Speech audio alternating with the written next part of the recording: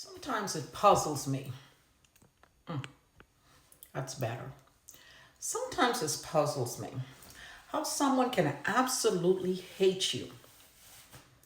They never met you, they don't really know anything about you, but they just dislike you for no reason. Or maybe you gave them a reason. Maybe your light shines and that's reason enough. Maybe something about you stands out that make people say, who the hell does he or she think she is? And they just hate you. It baffles the mind. I mean, these people will go out of their way to try and destroy you. Take cancel culture, for example. Look how many lives people destroy. You destroy people's life with cancel culture because you don't like their politics, you don't like their religion. But answer me this question.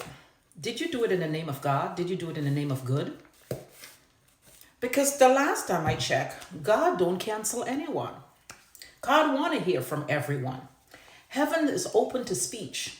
Heaven wants to hear what people have to say. But you're hurting people. But in the end, you want to go to heaven. You want to call God's name. But you will destroy another human being. You would take their life, their liberty, their freedom. That's cancel culture. Or just hurting someone. But you're supposed to be a good person. Do you even understand the meaning of good? Do you even understand what it means to just be a good, decent human being? You don't have to like someone politics. You don't have to like someone religion. That's no reason to try and hurt that person. Just saying. Let's continue this. So, when I was living in the Bahamas as a child, my mother let us go to church every Sunday. That was a must. Church was a must. You have to go to church. So anyway, but after church, we would make lunch bags and we would take it to this institution and feed the sick, people that are in hospice. Well, there was a section where people are literally just waiting to die, and there was a section they're drug addicts. These are people that was dying from drugs. Drugs is a horrible thing, especially people that are taking it.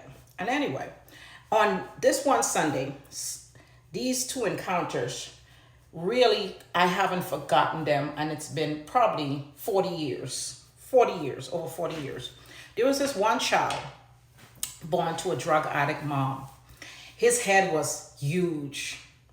He lay there, and I asked myself, how can someone do that to a child?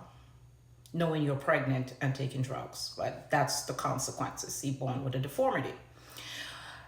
Later on during the day, I delivered a bag. The baggie had sandwiches and apples. I delivered to a lady that was very, very sick. And she's laying there. It looks like she doesn't have a lot of time to live. I reached over to look at her because I'm that kind of curious child. She grabbed onto me and she whispers in my ear, what is it like in heaven? Around that age, I have no clue what she was talking about. But she lay there with tears in her eyes. And she's saying, I have to confess. And she just started rambling all kind of different things. And I say that to say this. I wonder, in her active life, when she had the health and the strength to be a good person, she could do good. She could be all she can be and let her light shine for the world to see. What did she do that caused her now to lay there and asking God for mercy? Why do you have to wait to do the right thing? You have to wait for that last moment when that tear is leaving your eye. Because at the moment of death, most of us tend to cry. And one of the reasons you cry is by the time the energy hits your neck, You can feel your soul leaving, and usually your brain is the last thing to go if you die in that kind of mode. It's not a violent one. And as it leaves, the fear will cause tears to come out of your eyes. And I'm like, what is it about her? And I look fast forward 40 years in the future. I'm looking at the world and some of you. You do bad now. You all ask for mercy at the last moment. Most of your last words will be Jesus, God, Christ. Someone you did not believe in or you shitted on when you had the health and the strength to do right in your life. Do you get what I'm trying to say? You have this opportunity to do good. You have this opportunity to be a halfway decent person. But you choose. It's a choice. God don't ask you to love him. Everything is a choice. But at that moment, when that energy hits here, that brain start to realize what's happening.